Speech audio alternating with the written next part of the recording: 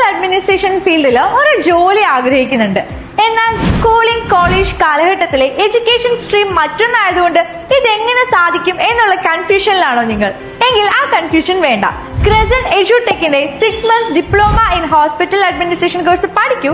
ഹോസ്പിറ്റലിലെ non medical ഡിപ്പാർട്ട്മെന്റിൽ ജോലിക്ക് കയറൂ. NABH അക്രഡിറ്റേഷൻ വന്നതോടുകൂടി നിരവധി ജോലി സാധ്യതകളാണ് നോൺ മെഡിക്കൽ ഫീൽഡിലുള്ളത്.